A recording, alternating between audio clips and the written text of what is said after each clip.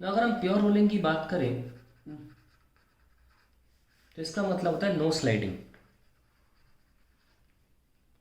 अगर हम एक स्फीयर की बात करें जो रोल कर रहा है, सिलेंडर जो भी राउंड बॉडी लेना चाहें, स्लाइड कहीं भी करेगा कॉन्टैक्ट पॉइंट पे तो करेगा, यहाँ तो स्लाइडिंग हो नहीं रही, तो खुले हुए पॉइंट है।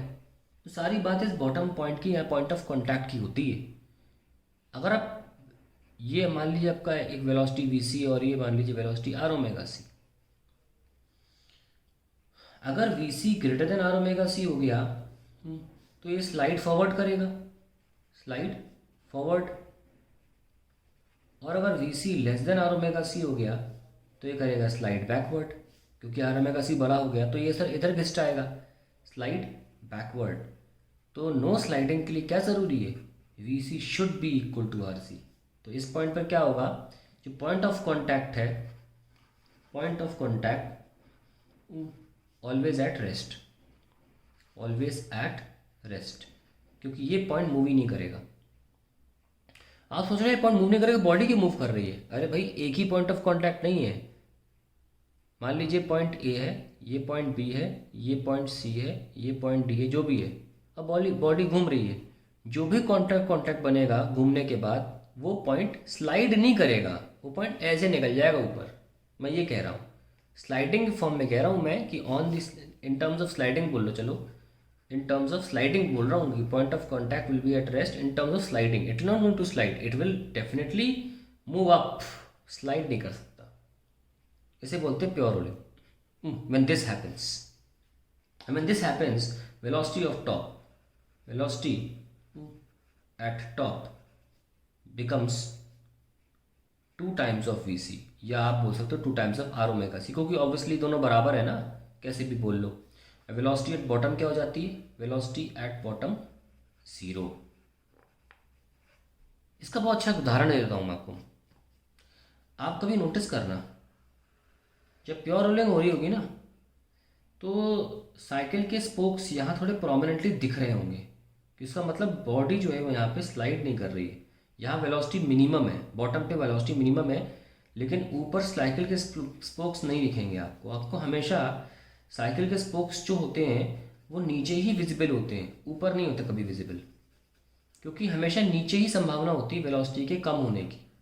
इसलिए इतने से रीजन में आपको साइकिल के स्पोक्स डिस्क्रिटली मतलब प्रोमिनेंटली दिख रहे होते हैं, हालांकि ऊपर नहीं दिखते। तो ये साबित करता है इस बात को कि velocity at the bottom is lesser, या कब sometime zero, velocity at bottom is always lesser, always lesser, और या और ज़ीरो। ज़ीरो में तो फिर प्रॉपरली दिखेंगे आपको, दो तीन स्पोक्स क्लियरली दिख रहे होंगे।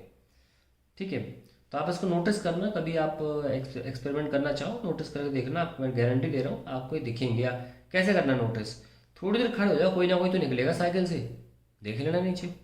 ठीक है, so now we will be taking the next type of rolling. Sorry, इसकी कुछ कंडीशंस रह गई हैं, वो लिख लेते हैं, चलिए आइए।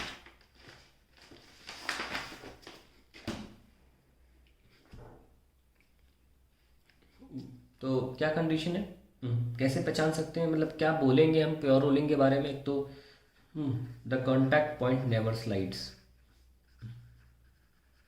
Never slides. और क्योंकि the contact point never slides यानी कि काइनेटिक फ्रिक्शन ज़ीरो हो जाएगा, है ना।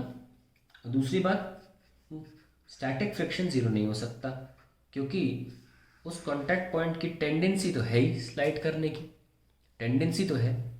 तो अगर टेंडेंसी है तो ही बता रहा हूँ मैं, ऐसा नहीं कि बॉडी रुकी हुई है, बॉडी रुकी होगी तो फ्रिक्शन क्यों होगा।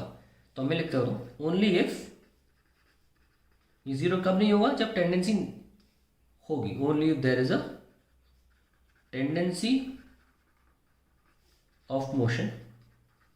एक तो ये रीजन, और ये कह सकते हैं और if there is an external force. अगर ये दोनों चीज़ें नहीं है तो फिर आप कह सकते हैं एल्स, एफ एस को आप ज़ीरो बोल सकते हैं। पर बॉडी मूव क्यों करेगी, क्योंकि बॉडी हर वक्त मूव कर रही है ना। ये पॉइंट ऊपर चला जाता है, लेकिन बॉडी हमेशा मूव कर रही है, इसलिए स्टैटिक फ्रिक्शन कभी ज़ीरो नहीं होता। लेकिन इसलिए मैंने ये पॉइंट ऐसे लिखा, ब्रैकेट में कंडीशन लिख दी, क्योंकि बॉडी तो हमेशा मूव करेगी, हमेशा इसकी इस पॉइंट की टेंडेंसी होगी मूव करने की, इसीलिए स्टैटिक फ्रिक्शन ज़ीरो नहीं होगा। ठीक है, तो ये बहुत इंपॉर्टेंट 3 पॉइंट्स हैं, इससे आपके MCQ सॉल्व हो सकते हैं। 3 पॉइंट ध्यान रखिएगा। अब इनको करने के बाद हम रोलिंग विथ स्लाइडिंग करेंगे नेक्स्ट वीडियो में।